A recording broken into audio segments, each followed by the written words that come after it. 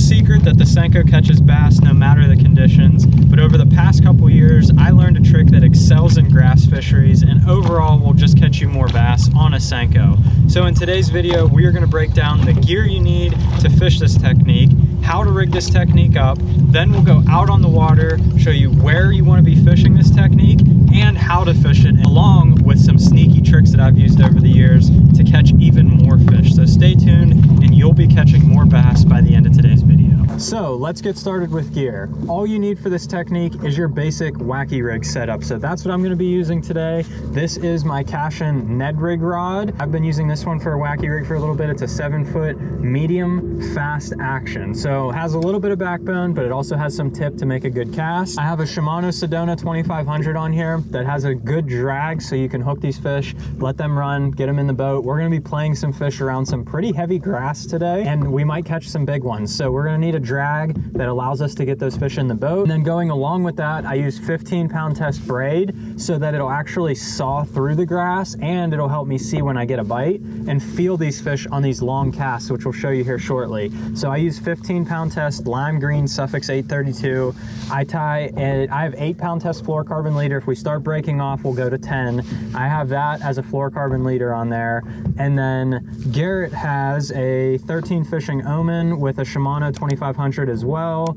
He has 15-pound test braid. His is white, so whichever color you can see better. And then he also has the same leader on there. So now I already had a hook on here. We're going to give Garrett a hook so he can get rigged up too. We're going to throw matching rigs here. This is a size 1 VMC weedless Neko hook. This is super important. We're going to show you all about how to rig this bait up. We're going to go through exactly how I rig it and a couple little tricks to make sure you land more fish.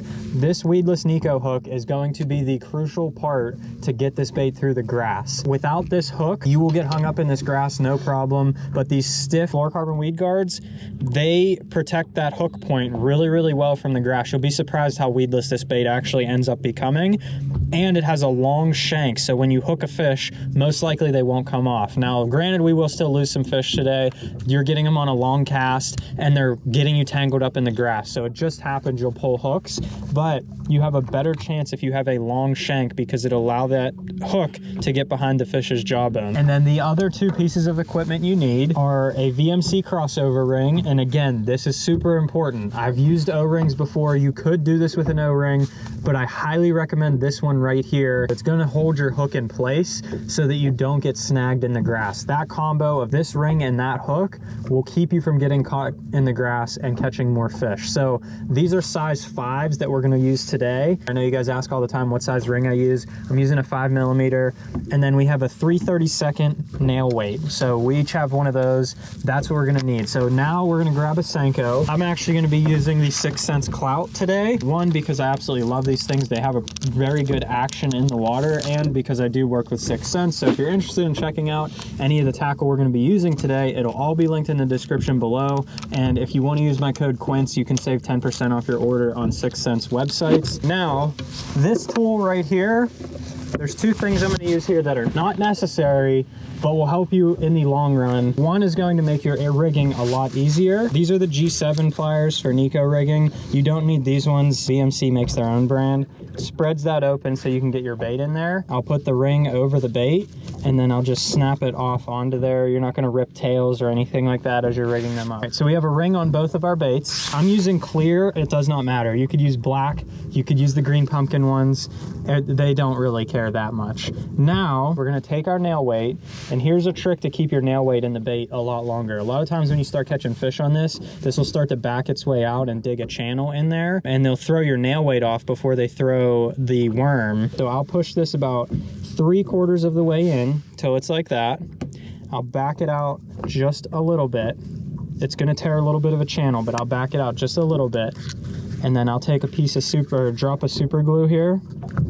I'll put it on that nail weight and then push it right back in where I just backed it out. You'll end up getting a little bit on your finger. It is what it is. And it looks crazy. That looks like it's all messed up in there. Don't worry about it. The fish will still eat it. And here's the last trick to putting this guy on the hook. There is 2 channels in this hook, or in this ring. You can go wacky style like this, and it will hold your bait perfectly parallel or perpendicular to your bait, just like that. That is exactly not what you want for this rig, because you will catch all of the grass, because what's going to happen is your bait's going to fall down vertical and stay vertical, and as you pull it, it's going to stay vertical. So you want your hook to be parallel and vertical with the bait as well. So you're going to take the second channel, the nail weight's in the head up here, this is the tail. These fish are going to come down head first, grab the tail first, so you want the hook point facing up. I'm going to go in from the front and out the back, and it will hold that hook perfectly parallel with your bait, and as you drag this through the grass, it will split the grass and come right through, and you will not get hung up in the grass. I promise you. You will still catch fish, but you will not get hung up in the grass. And now both of us are ready to fish. So what we're going to do, we're going to jump up on the front deck. We're going to show you some areas that we're going to be fishing for these fish. We may not stay in this exact area. We may move around a little bit, but we're going to take you through our process of finding these fish with this Senko rig, how we fish it through the grass, and show you how deadly it is and catch a bunch of fish. So what we got right here, and I'll show you some of this stuff throughout the day.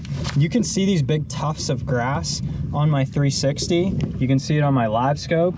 You can see it even on 2D. I do this with all these different technologies. You don't need any one of these particularly to find these fish. I've done it with just 2D, where you will literally troll around.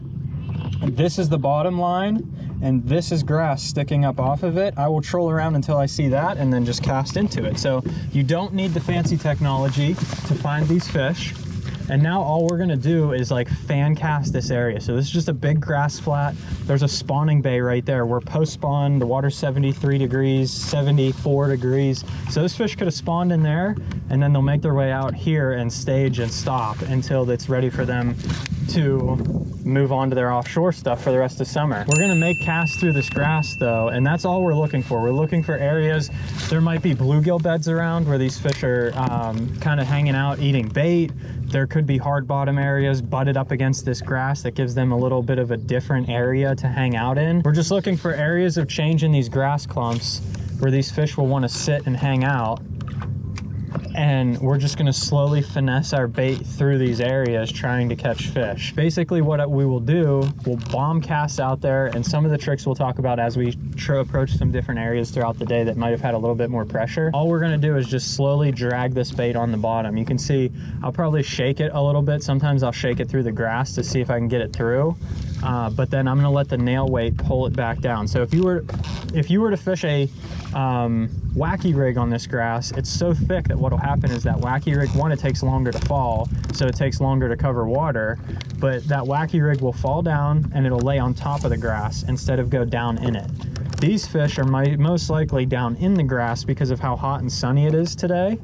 So I'll pull it, and then once it breaks free from the grass, I'll let the nail weight pull it down into the grass and then let it sit there on the bottom. There could be fish just hanging out in the holes in the grass, and that's how you're gonna catch them. The biggest thing is just being patient with it and working your bait through the grass as slow as you can.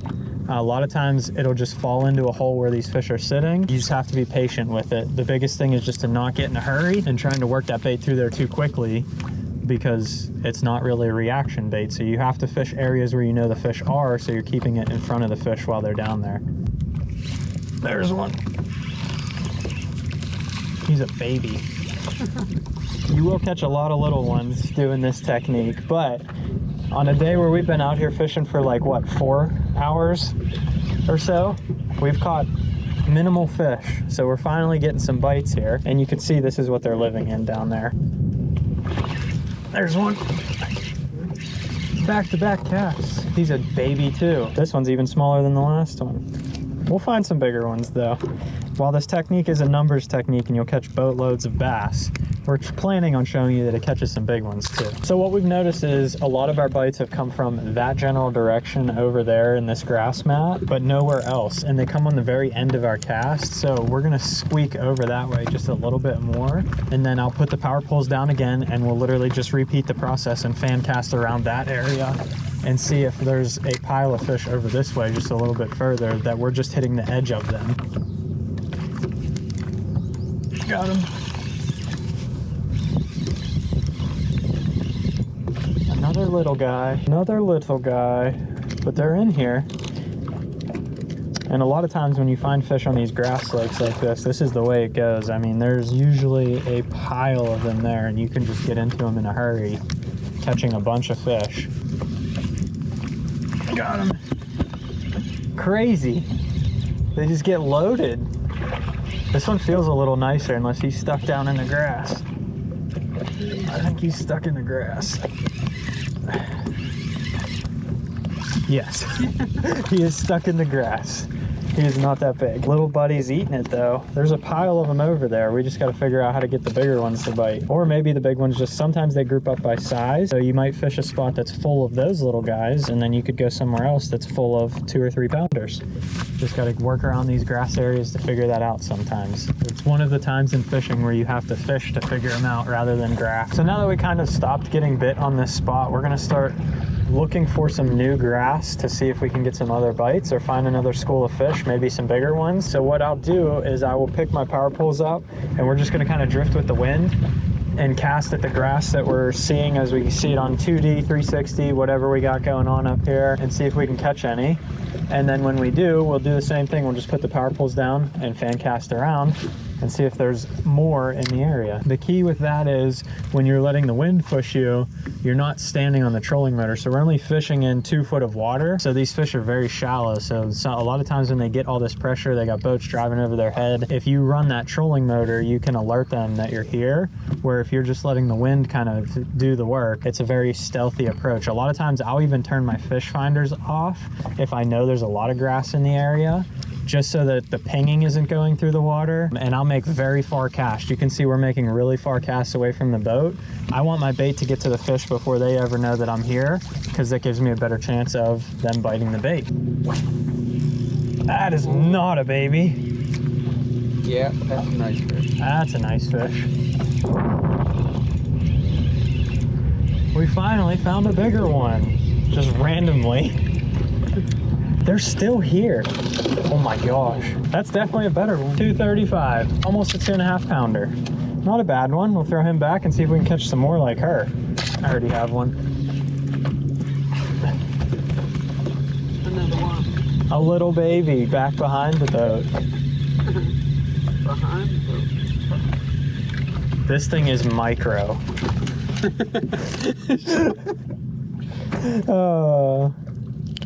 The Senko rig will catch you numbers of fish.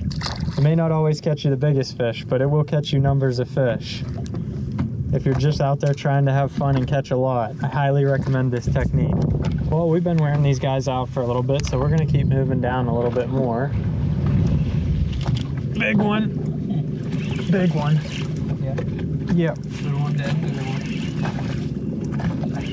Has me in everything.